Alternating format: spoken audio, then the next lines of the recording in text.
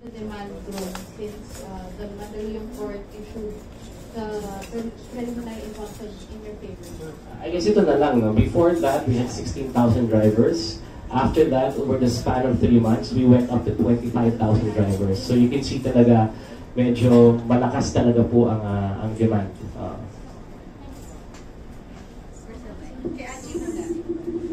Sir Angie, ano po yung current standing niyo sa LTFRB? Saka ano po yung next step? Just in case. I mean, we're still in open dialogue. I mean, we've reached out to LTFRB and we're in talks with the regulators. Right now, I think the TWG group, I don't know who composes of the TWG group, but we hope that we're a part of it so that we can share our experience in the matter, especially in terms of regulations and motorcycle taxis.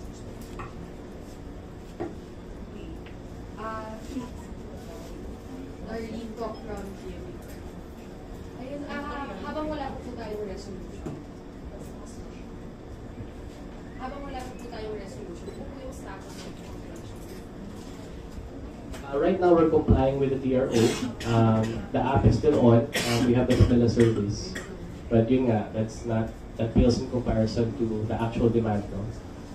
Angkas was created to service a need. And the need is to transport people. Deliveries is a convenience. Transporting people is the necessity. And we hope to be able to fulfill what we actually created Angkas for. Hopefully sooner than later.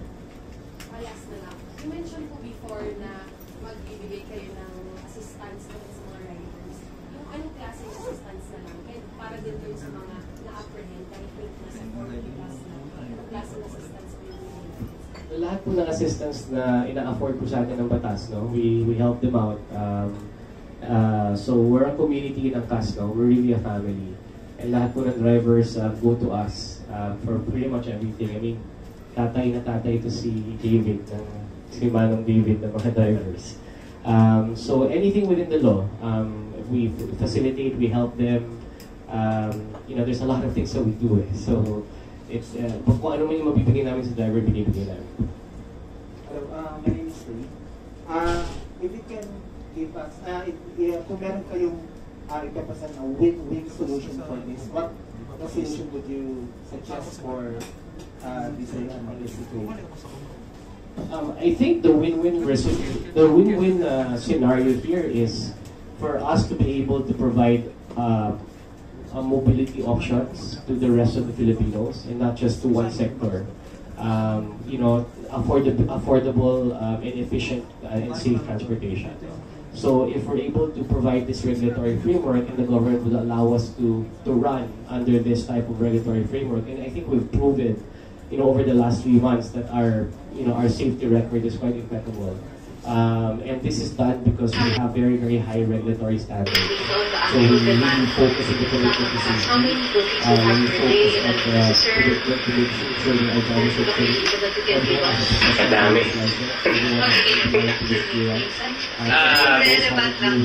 I think we have 25,000 Viber partners, and I think that says it all. No? I mean, even now, kulang pa yung Viber partners. The demand is really big. I can't really say. I mean, I don't know for certain exactly what the amount is, but we have thousands of rides on a daily basis. Some days that we feel strongly about what we've created, and I think this is the best standard in the world in terms of how to safely regulate motorcycle taxis. Naisabit na po ba ito? I mean, yung mga sinabi nyo ngayon, alam po ba ng government ito lahat?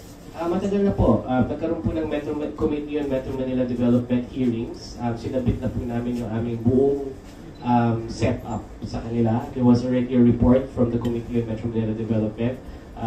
We've submitted several documents in the Committee on Transportation as well. Lahat po ng committee na accept po ng sitwasyon namin, pati ng aming mga setup po, ang sistema namin, sinabit na po namin lawmakers, Senado. The government definitely knows about this, yes?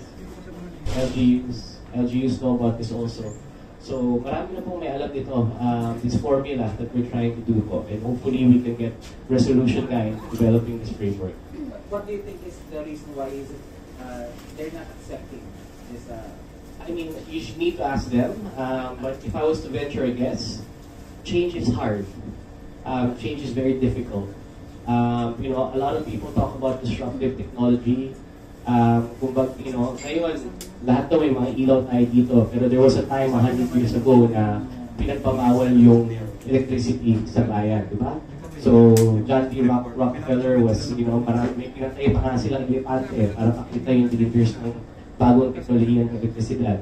So, you know, even that as simple, as obvious as what we think now and we enjoy now as something that's normal, back then resisted change. So I think change is hard, change is very difficult, change is something that a lot of people can't accept at, you know, at face value, and with good reason. It's not always just because they don't want to. You know, we also need to make sure that the change is going to be good for everybody. And sana po, ito rin po kasi yung mantra ng ating gobyerno, di ba? Change. Look po yung gobyerno natin under the promise of change, and hopefully we can continue to, you know, that promise. Ayos na po. Palit natin. Palit.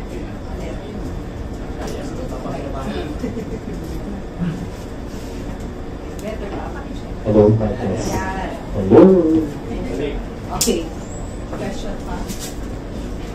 Good afternoon. Gilbert Shao, MotoPH.com and Rights Time Magazines. Curious lang ako, will you continue the operations of Angkas Buhay during the TRO period? Since Angkas Buhay is a voluntary public service. Tuloy-tuloy pa po yun, no? Right now, we're still calling on volunteers, but we can train as EMTs. We're still working with several institutions to firm up the setup, no, for Angkas Buhay. And we're still hopeful that we'll make our target deadline for launching the Angkas Buhay system, which is hopefully by first half of next year. So tuloy pa po yun. Sana po rin, this is additional of our commitment po to safety and also our commitment to the Filipino riding community. One question lang, pardon my ignorance. Laksa mo na lang yung boses mo. This is a temporary thing, ano? To be an Angkas rider, meron bang parang bracket or acceptable displacement of motorcycle yung allowed?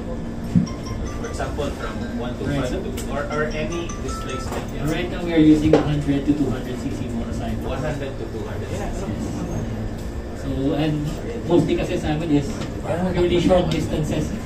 So, average ride namin is mga 5 to 7 kilometers. So, small bikes will really work in our service. Thank you.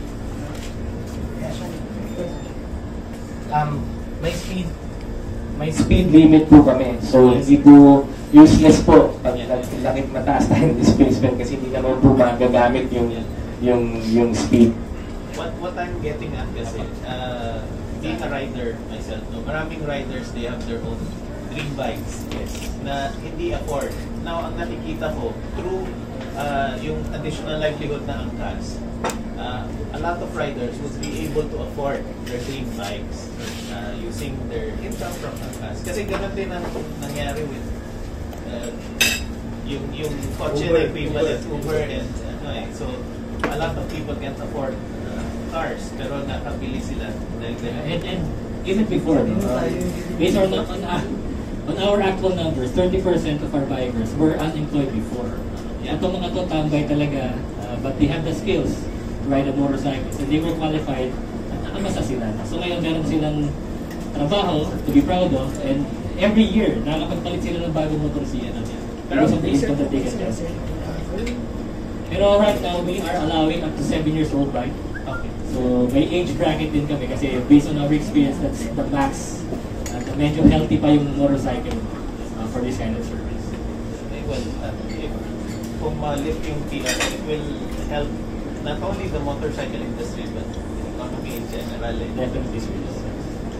Thank you. Okay. By the way, we would like to welcome also Attorney Ariel Linton here, President of Lawyer for Commuter Safety and Protection, has always been a constant supporter of Angkas. Sir, baka you would want to share some thoughts with them also? Yes. Good afternoon, members of the media, friends, and Angkas supporters. Well, the group, Lawyers for Commuter Safety and Protection, have been in existence for 2.5 years. So, I left LTFRB. So, ang main riders.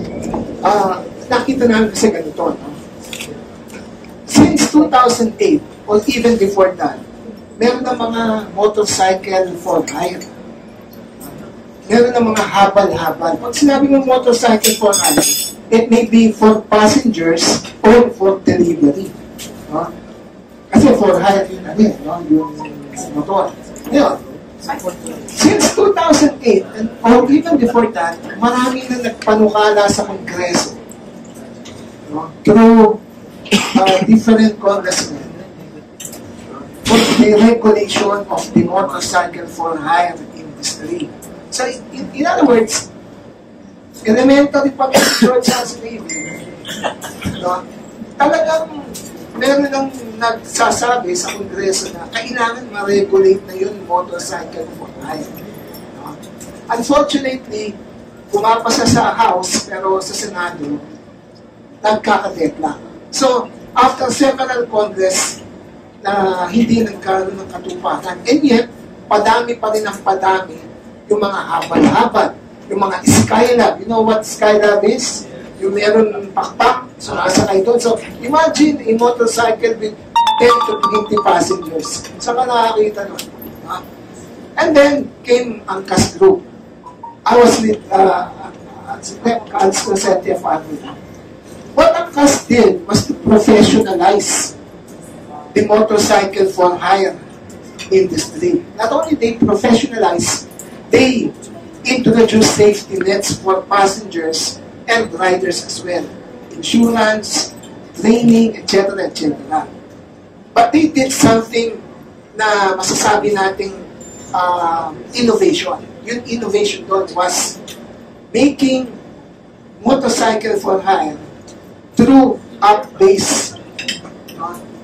So yun ang nangyari. Diba? Hindi yung habal-habal na pinapara mo, ginawa nila app-based. So, doon nagsimula ang sinasabi nga ng LTFRB na, no, hindi nyo pwedeng gawin yan. Bakit? Kasi, ayon sa memorandum circular sa Department Order ng memorandum circular ng LTFRB, Department Order ng DOTR, hindi pwede ang two-wheel vehicle maging vehicle na TNVS, or Transport Network Vehicle Service. So that was the issue. So, fast forward tayo, so, pinasara ng Makati City Government, etc. And yet, ano nangyari? Nasarahan mo, na-stop mo yung operation Angkas, pero na-stop pa yung haban-haban? Na-stop pa yung motorcycle for hire? Hindi. Patuloy. Ngayon, yun kami ng injunction, then TRO. Now, what we are driving at is, I think, and we share this with so many transport groups, it's about time we regulate the motorcycle for hire industry. Kailangan may regulation yan. Bakit? Puro tayo ban. Hindi naman maban. Dumadami pa nga because of traffic, road congestion, road condition, etc. Kasi sa probinsya, meron doon mga lugar na hindi naman kayang puntahan ng four-wheel vehicle. Wala silang ibang masasakyan kundi motorsiklo. So, if we can just regulate this, and if DOTR will open its mind, by the way, George, DOTR came up with a announcement na they will now, they welcome now the study. They created a technical working group to study the possibility of regulating motorcycle for hire, and that's a big development for us. No? Not only for us, for commuters and etc. Ngayon, question, pwede ba talagang maging legal o ma-regulate? Opo. Okay, I'll tell you. There are two main, if I may, una, ang sinasabi kasi ng DOTR officials, hindi pwede yung motorsiklo na pamasada. Diba? Well, to be exact, hindi yun ang batas. Ang sinabi ng batas, hindi pwede ang vehicle na rehistradong private na maging na pamasada. In other words, you cannot give a franchise to a vehicle registered as private. That's what is in the law. The law did not say, bawal ang motorsiklo. No, why? Because many years back, meron ng motorcycle for hire. At ano yun? Tricycle. Yung mga tricycle, bago magkaroon ng local government code, yung mga tricycle, tawag doon, motorcycle for hire. At yun, under the jurisdiction of LTFRB, yung panahon na yun. I think, yes, LTFRB or even the Public Service Act. So, hindi sila tinawag na tricycle. Ang tawag sa kanila, motorcycle for hire. So, this is nothing new. Ngayon, meron na bang pagkakataon na itong provision na to ay na-relax? Opo. I think George has already explained. Okay. Yung bago pa lang yung Grab, Uber, yung mga yan, yung mga TNVS, yung mga units ng TNVS are privately registered and yet they're giving franchise. Diba? So, akala ko ba ang sabi ng batas, pag rehistradong private, hindi pwede mabigyan ng prangkisa at all times, sabi ng batas. Hindi na. Kasi, nung panahon na umpisa ng Grab at Uber, binigyan nga kahit privately registered. So, ibig sabihin, pwedeng mangyari. Now, anong pwede? Sabi iba, kailangan ng batas. Okay sana kung may batas, pero ilang taon pa. Ilang taon pa yun. Samantalang ang pwede, and this is what we will, sa grupo namin will recommend to the technical working group, just make an amendment sa LTO, no? And have a classification of motorcycle for hire. Actually, meron na po ang classification sa LTO. In fact, doon po sa classification ng fines, no, ng fees for registration of vehicles. If you look at it po, and I can share with you the website, nakalagay po doon for hire, may motorsiklo po doon. So meron na pong existing classification sa LTO today that recognizes motorcycles as a for hire vehicle. So it should be implemented. Good. That should be implemented. Motorcycle for hire. Good. Kung meron doon, ano ba pwede? Parehistro na public vehicle. So, pwede na. Diba? So, madali.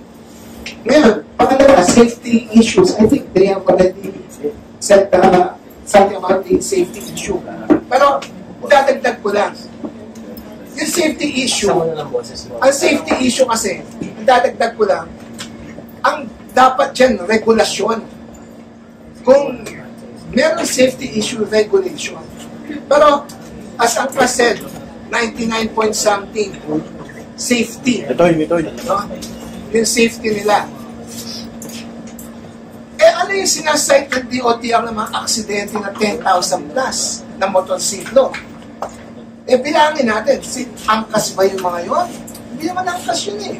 Saka yung mga aksidente yan na may kasalanan, kaagad yung may nagmomotor. Hindi naman. So, many of them, ang may kasalanan, third party. Diba? So, the two reasons, safety issue and legal, kaya yon. Pwede natin magawa ng paraan. And hopefully, since seemingly, the OTR has a change of heart and now has wanted to create a technical working group, palagay ko, no, etong advocacy natin, advocacy ng Angkas for safe journeys for motorcycle riders, whether for hire or not, no, magkakaroon na ng sasapan. Thank you so much po, Attorney. Meron pa tayong, I think marami pa tayong questions from media. Sino pa po yung may question? Sorry, sir. Sir, pressure from Manila to Life. Tanong ko lang, meron na ba kayong specific timeline? Siyempre, tumatakbo ang oras, naghihintay po yung mga drivers, ano ba yung hinihintay nilang mga dates or ano ba yung hinihintay natin mga dates kung saan pwede maasahan na nilalabas na bang decision regarding sa TRO? So ang gusto po namin, basically pinupush po namin to on a daily basis. No? Kasi ang problema lang po natin na naabutan po tayo ng Pasko. So, meron po tayong konting break dyan. So, I think hopefully by beginning of next year, makikita na po natin yung mga meetings come to fruition.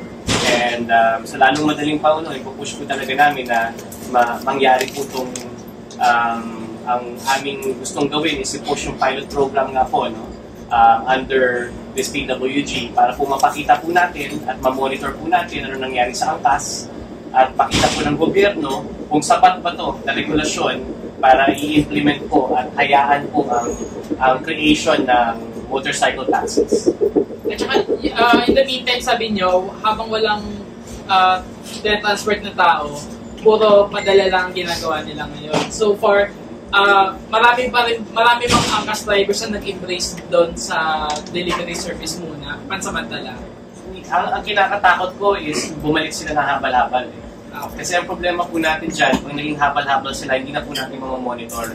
So I think the roads are actually more dangerous right now. Because a lot of these drivers have gone back to habal-habal. Hindi po natin makikita yung rides, hindi po natin mamonitor kung na-aksidente, hindi po natin makikita kung may tama ba yung presyo or nangontrata ng iba. So, balik na po tayo sa, I guess, state of lawlessness, no? Ironically. Because a lot of them have actually moved to Facebook. Like, lumalabas na naman po yung Facebook.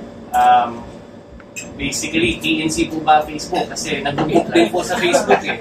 Diba? Pwede kang kumuha ng driver sa Facebook. So, and it's going back there and we have zero control right now because of this issue. Meron din sa Telegram. Sensado, daming platforms. Aris of... Ginagamit mo yun Aris of here. I saw it sa press release nyo, a powerhouse of celebrities, legislators expressing support to Angkas. Paano nyo nakuha yung gantong kadami at impressive personalities to openly throw their support to Angkas cause in such a short period? Hindi po kami yung nakakuha sa kanila. Sa pangalagay po namin yung taong bayan. I think the reason why they are supporting is not because of Angkas, but because of the plight of many of the Filipino people. Alam niyo po, artista ka man or executive ka man, kahit hindi ka nag-aangkas, alam mo yung mga staff mo nag-aangkas. At ngayon, nalilate na sila at hindi na sila nakakapagpunta sa trabaho nila para pagservisyohan yung mga executives. Kasi po talagang traffic ngayon at talagang mahirap po kumuha ng kahit anong klaseng transportasyon. So I think they feel the brunt as well, no? And I think that's the most powerful thing that we have right now is the will of the people. And the people have spoken and they continue to speak and they continue to decry that we need this type of public transportation. Okay. Rafi, have a Sir, question? yung di ba may sinubmit na comments sa PRO. Can you share mga portion of that? Ano po yung tanong niyo? You wanna ask me about it? Can you share some parts of the comments that... Do you have any specific questions in the SC that I can answer? None in particular. Baka meron kayong pwede may share. I mean, if you guys can ask me about the SC, I'll respond. No? Ayoko lang kasi mas-subjudice. But if you have any specific questions on the comments, I can talk to you in reference to what we've discussed there.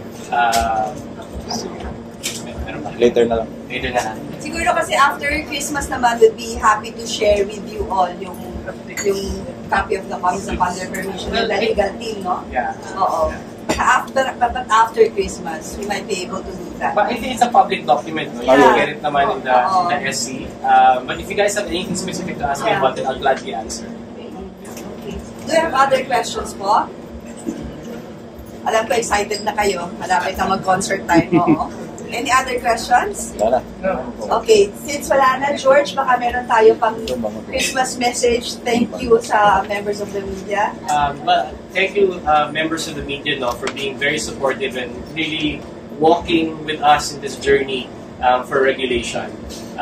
Like I said, in advance, magpapasensya na po ako doon sa setup namin. Hindi siya ganun thought out, no? Hanap na lang po kayo ng upuan doon kung saan tayo makakaupo, ikot-ikot na lang po tayo. Please make sure to get your passes before we go here para at least hindi magkagulo doon po sa loob. But I hope that we can stay put and really see the support, no, that we're getting from the people as you've seen over the last couple of weeks. Malungkot po na Pasko to para sa maraming mamamayan. Malungkot na Pasko sa drivers natin because their livelihood is compromised, especially in this time when they need it the most. Malungkot po para sa commuters natin kasi nahihirapan na po sila magpunta sa mga kailangan nilang puntahan, lalo na umuwi sa pamilya nila sa lalong madaling panahon na affordable po at safe. So hopefully, coming into the new year, no, we come in with a positive outlook of working together with the regulators so that we can find the proper and necessary solutions to give the Filipino public. Yun lang po. Maraming salamat and I hope that we all enjoy the concert. Thank you.